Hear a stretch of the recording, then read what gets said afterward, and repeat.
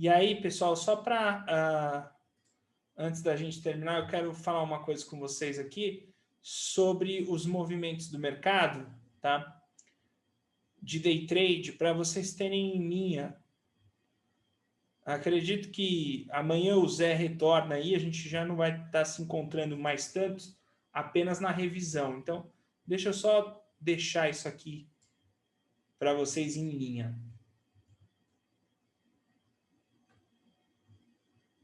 Eu vou falar sobre isso, Samuel. Ó, vamos lá, deixa eu pegar aqui. O que acontece, pessoal? Todos os dias, tá? Quando vocês forem trabalhar no mercado, observa o seguinte, né?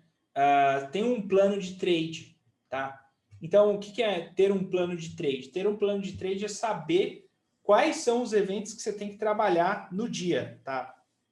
Então, falando sobre isso, a gente já tem que ter o foco nisso. O foco nisso é o seguinte: para quem está trabalhando no mercado americano, que está fazendo aqueles trades de abertura, pode já começar o dia buscando um fabuloso 4 naquele movimento de primeiro movimento do dia, de abertura do dia. A abertura do dia, hoje vocês viram que o André falou até o seguinte: na hora que o dólar abriu, ele projetou um Fibo na primeira barra do dólar, tá?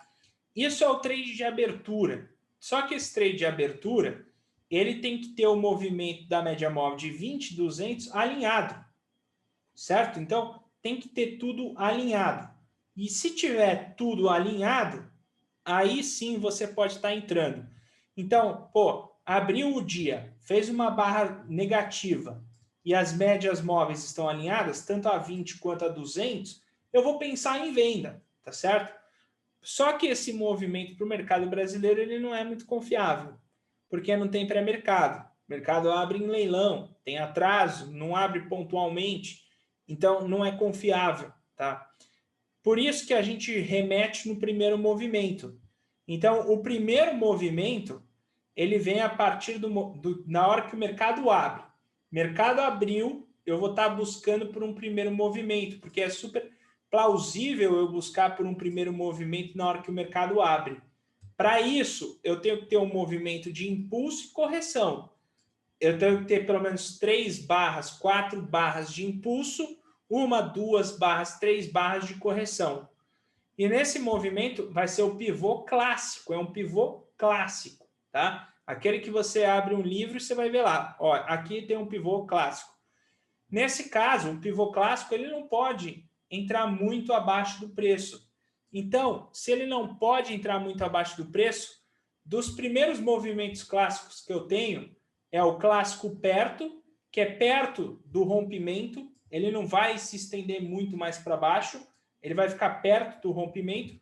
Então, eu tenho o clássico perto, o clássico metade, que aí, no caso, ele vai fazer o seu pullback um pouco além da metade, tá? Ele vai acabar até deixando um candle e um afastado, né? O afastado que está aqui, ó. Esse é o afastado, que é quando ele faz o primeiro movimento, mas ele volta muito e fica praticamente parecendo um range. Nesse caso aqui, entre esses 3 pivôs, o melhor que eu tenho é o clássico perto. O clássico perto acaba sendo o melhor. E é importante ressaltar sobre o clássico perto que sobre a sua entrada ser gatilho ou violação, tá? Vai depender de quantos candles eu tive na primeira perna de impulso. Se eu tiver uma primeira perna de impulso com 5, 6, 7, 8 barras ou mais, tá? Eu já não posso entrar muito na violação. Se ele já tiver 8 barras de impulso, eu não posso entrar na violação. Ficou muito grande essa perna de impulso. A chance de dar errado é grande. Ou se de repente ele tem 2 candles, mas são 2 big candles, né? Sabe aqueles 2 big candles e depois os candles diminuem em volatilidade? Eu também não posso entrar na violação. A chance de eu tomar stop é muito grande. Então, se acontece dele ser 2 candles muito grande, tá? Ou vários candles, pelo menos aí mais de 8 candles, eu tenho que esperar uma confirmação, eu tenho que aguardar uma confirmação.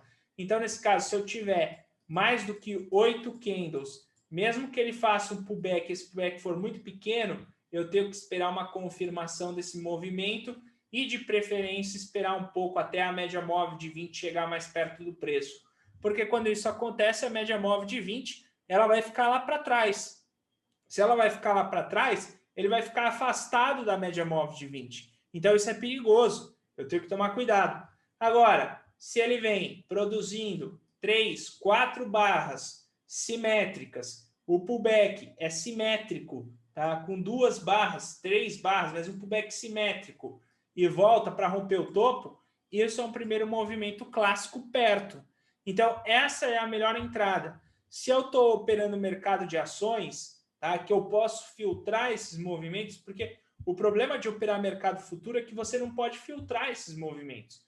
O mercado futuro não te permite, você tem que trabalhar naquilo que está lá. Ou você samba ali dentro ou você não faz nada.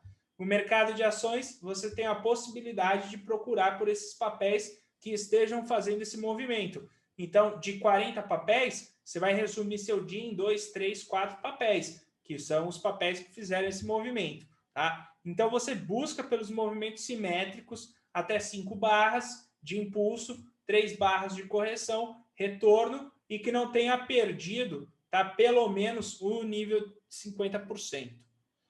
Livro que eu indico, Flávio Lemos, de análise técnica dos mercados financeiros do Flávio Lemos, tá? E o livro do Martin Pring, também é muito bom para você estar aprendendo sobre isso. E para quem quiser aí, do Al Brooks, de tendência. O livro do Al Brooks de tendência também é muito bom, tá? Na verdade, a gente só tem a apostila que está no link do Drive, tá? A apostila segue no link do Drive para quem quiser aí, tem a apostila com tudo isso. O livro do Palex. O livro do Palex também é uma ótima alternativa, o livro do Palex completo, né? Então, pessoal, sobre esses gatilhos eu tenho que ficar de olho nisso, tá? Show de bola, Thiago, show de bola. Aí, disso, eu tô falando que os 3 primeiros movimentos, ou coisas do tipo, tá?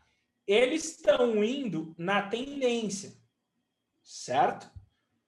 Caso esses 3 primeiros candles, eles não produzem um padrão de direção, eles fiquem laterais. O que é ficar lateral? Ficar lateral é quando os candles que vão abrindo depois, eles não produzem uma máxima ou mínima maior ou menor que o candle anterior. Veja, esse candle que eu tenho aqui, ele tem a sua máxima e sua mínima maior que a máxima e a mínima do candle anterior. Esse daqui, ele já não tem. Esse candle, ele poderia ter uma máxima aqui maior que o candle anterior, tá? E, de repente, ter também a mínima menor que o candle anterior. Ou seja, ele não produz, para mim, um padrão de direção. Isso significa que ele está lateral, porque a direção se dá por topos e fundos ascendentes, seja no movimento da floresta, como no movimento de cada candle, máxima e mínima de cada candle. Então, nesse caso aqui, eu entro para um primeiro movimento de range. Então, o primeiro movimento de range, eu vou marcar a máxima e a mínima do range, e aí eu vou acompanhar. A hora que ele estiver rompendo esse range, eu vou ficar de olho, porque se tiver um pullback, vai ser a hora que eu vou tentar buscar o primeiro movimento. Então, se você reparar aqui, ó, se eu tampar aqui, tá certo? Tampei aqui. Aqui o que eu tenho informação é o primeiro movimento de novo. Eu volto para o primeiro movimento clássico.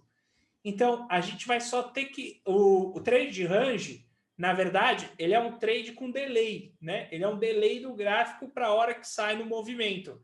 Então, quando eu identifico que tem um range, eu vou esperar até o momento que ele comece a produzir topos e fundos ascendentes em uma direção, entre os candles e o próprio movimento do dia.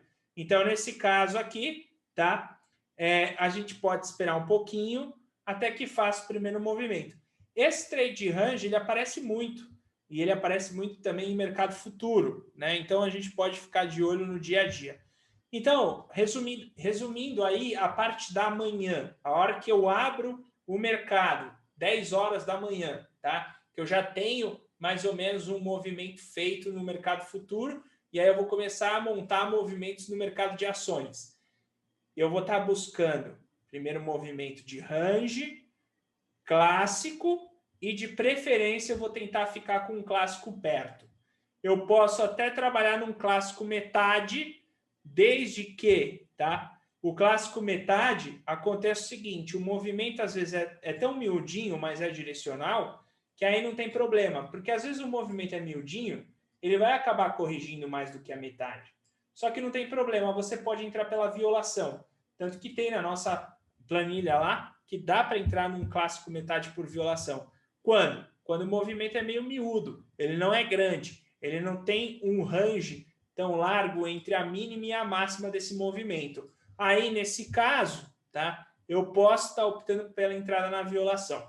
Então, de manhã, abrir o mercado, eu posso esperar 3 barras, eu não preciso nem acompanhar a abertura de imediato do mercado. Eu posso chegar no mercado 9h15 ou 10h15, tá? Eu posso esperar 3 barras do mercado, que é para eu já ter esse contexto de primeiro movimento. E aí, na hora, eu olho. Qual que eu estou buscando os movimentos? Estou buscando primeiro movimento clássico perto, no máximo clássico metade se for miúdo, e um clássico de range. Clássico afastado, por enquanto, não me interessa. Clássico afastado vai me interessar depois de 1 hora de pregão, 1h30 de pregão, 2 horas de pregão. Aí sim começa a me interessar movimentos de clássico afastado, certo? Esses são os trades que eu vou estar buscando até às 11 da manhã. Até às 11 da manhã, você vai estar buscando por esses trades, seja no dólar, seja no índice. Aí é que tá, você não tem que ter preconceito com papel. Índice, dólar, azul, B3, BBAS, né? A Brasil Foods, Braskem, BTOW, é tudo igual. É tudo igual, tá? Só muda o código lá em cima. E muda, no caso dos futuros, o tamanho da alavancagem, porque as ações têm uma alavancagem menor, os futuros têm uma alavancagem maior, mas o price action é o mesmo, tá? Então, por isso que eu falo, não fiquem refém de índice dólar, operem tudo. Então, junto com o pessoal na minha sala, eu acompanho tudo. Por que eu acompanho tudo? Que é justamente, pô, tá dando um trade aonde? No índice? Então, beleza, então vamos lá, vamos buscar esse trade do índice. Mas não tá dando trade no índice, tá dando na Prio. Eu vou na Prio, eu não vou ficar insistindo no índice. Entende? Para mim, o gráfico não muda. Eu vou passar gráfico a gráfico e o que der a gente vai fazer. É basicamente isso, tá?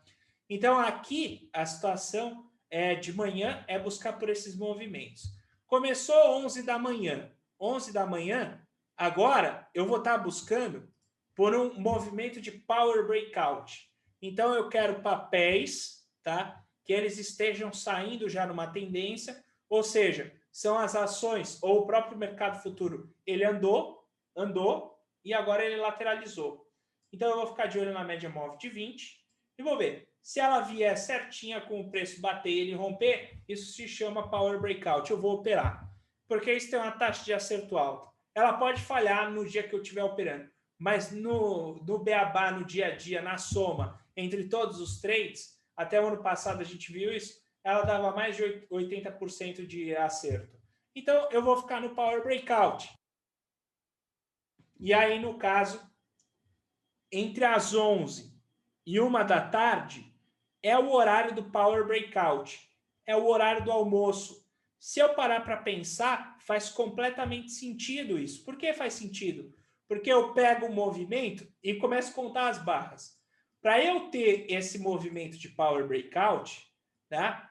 E com o mercado aberto, a hora que eu for avaliar, é óbvio, vai ser lá pelas 11 até 2 da tarde, do ativo que ficou em tendência. O ativo ele pode até ter ficado sem tendência, ficou em range de manhã, mas aí de repente o papel andou. O papel andou e lateralizou, média móvel de 20 inclinou 45 graus, lateralizou no topo, o range é estreito, tá? Se o range for estreito, é super importante que o range seja estreito.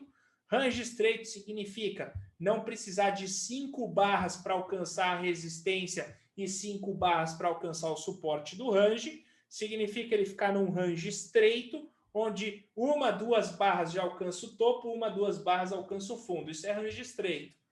E aí, nesse caso, eu vou ficar de olho no Power. É o trade do horário do almoço, tá? Passou o horário do almoço, vou almoçar, tá certo? E aí eu vou voltar à tarde. Se eu seguir essa linha, esse raciocínio, o mercado ele já fez. Então, estava num rangezinho, saiu do rangezinho, tomou uma tendência, aí acabou pegando um power breakout de continuação da tendência e lateralizou um pouco mais forte da parte da tarde, porque sempre costuma lateralizar por conta do horário do almoço. Se ele retorna no mercado desse breakout, aí a gente vai buscar por um movimento chamado de breakout, porque agora o que começa a acontecer é o seguinte, a média móvel está lá dentro, média móvel saiu acompanhando os preços. Ela volta a entrar para os preços. Se ela volta a entrar para os preços, é plausível que na parte da tarde eu busque por movimentos conhecidos como breakouts. Então são os breakouts da parte da tarde, aonde o ativo está fechando acima da média móvel de 20, abaixo da média móvel de 20, acima da média móvel de 20, e depois ela faz um pullback respeitando a média móvel de 20. E se eu tampar tudo isso aqui atrás, eu vou voltar no primeiro movimento. Então, se eu tampar tudo isso aqui atrás e não tem nada aqui atrás, eu volto num primeiro movimento. Então, aí eu vou estar voltando de novo no jogo.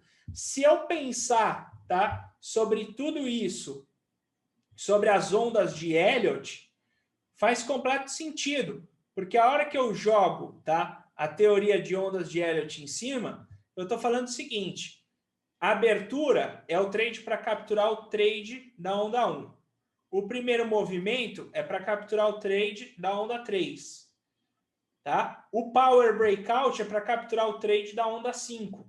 Porque aqui saiu, fez o primeiro movimento, lateralizou, foi de novo, onda 5. O Breakout é o ABC. E o retorno do Breakout, ele retorna a fazer de novo o ciclo de onda 1, 2, 3, 4 e 5. Ah, mas não é sempre que o mercado faz esse movimento. Realmente, não é sempre que o mercado faz esse movimento. Só que a nossa análise no dia, tá? Ela vai partir da onde? Do primeiro movimento. Se o ativo fez o primeiro movimento, ele é um ativo apto a eu ficar de olho nessa possibilidade. Se o ativo não fez esse primeiro movimento, aí eu vou buscar outros contextos de trade. Mas eu tenho que dar uma preferência primeiro para esse contexto, porque esse contexto ele é mais saudável. Se o ativo, tá, pessoal, não fez nada disso, tá saindo, mas de repente deu uma explosão. Então agora eu vou ficar de olho em outros tipos de setups, que aí são quais setups são? São rompimentos de regiões importantes com pullback. Então, por exemplo, se eu tiver um pré-rompimento, tá, uma máxima importante, ativo saiu e faz um pullback de pré-rompimento, eu tenho um tipo de trade aqui que chama pullback de pré-rompimento da máxima do dia. Esse trade existe e esse trade eu posso fazer. Se esse trade, de repente, não fizer o pullback antes de romper a máxima, for depois, é o pullback no rompimento. E eu tenho também o trade de pós, que seria, ele rompeu, mas ele está fazendo o pullback depois que rompeu, armando um pivô de alta. Aí, nesse caso, seria o pullback de pós-rompimento. Esse é outro modelo de trade que eu posso seguir. Inclusive, para esse modelo de trade, eu posso esperar 5 barras do dia, marcar a máxima, marcar a mínima e ficar esperando. A hora que o ativo chegar perto dessas regiões, eu já fico de olho, porque se ele fizer pivô, eu vou operar esse pivô de pré. Se ele fizer um pivô no rompimento, eu vou operar o pivô no rompimento. Se ele fizer o pivô no pós, eu vou operar ele no pós. Esse é outro tipo de contexto que eu posso avaliar. Ele não vai em linha com as ondas de Elliott muitas vezes, mas se ele acabar fazendo esse movimento, ele vai começar uma onda de Elliott. Então eu vou estar pegando ela no início. Então isso é bacana. Espera umas 5 barras do dia, marca a máxima, marca a mínima e fica de olho para ver como que ele faz para romper essa máxima e essa mínima. E aí? Ah, mas isso também não aconteceu. Aí eu tenho outro modelo de trade que você pode seguir, tá? Que seria o movimento da falha. A falha é conhecido como volta em V. Então, de repente, estou acompanhando o papel. Bum, papel explodiu. Foi embora com tudo para cima. Se o papel explodiu, foi embora para cima, eu posso, de repente, ver se esse papel já ficou exaustivo e está querendo fazer uma volta em V. Se ele quiser fazer a volta em V, tá? Aí o que eu vou ficar de olho era um pivô contra essa perna maior que foi construída. Esse é um movimento de falha. A volta em V é um princípio de trade de range. Então, quando o trade fica em range, aquele range largo, sabe aquele range largo? Como estava o dólar lá, um range largo, tá?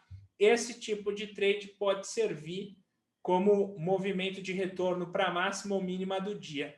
E se esse trade também não acontecer e eu tiver uma média móvel de 200 atrapalhando todo o meu contexto, porque esses movimentos, a média móvel de 200, ela não pode estar perto do seu trade, ela tem que estar não atrapalhando o seu trade, e a 20 a favor.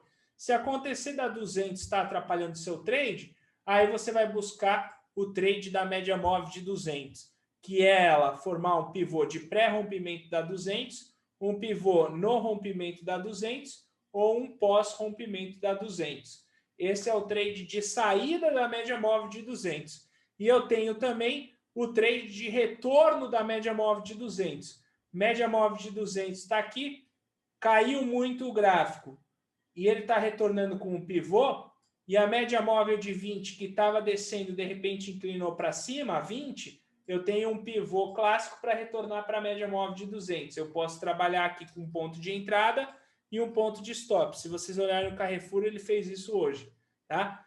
E no mesmo formato, se ele estiver afastado, né? A 200 está por baixo, ele deu uma pancada para cima, fez o pivô de baixa e a média móvel de 20 alinhou com um contexto. Se ela alinhou, eu tenho um ponto de entrada para venda, ponto de stop e um alvo aqui. Então, na verdade, é assim, se nós seguirmos essa linha, esse raciocínio de trade, tá? O pivô tem que estar alinhado com a média móvel de 20. Ele parte de uma onda de Elliott. Se essa onda de Elliott não vir, eu tenho os pivôs de rompimento de regiões importantes. Se esse pivô de rompimento importante não vir, eu tenho a saída da média móvel de 200. Se a saída da média móvel de 200 não vir, eu tenho a falha, tá, do movimento clássico, que é a volta em V. Se todo esse meu script e nada estiver batendo, não opere. Essa é o resumo. E seguir esse racional, né?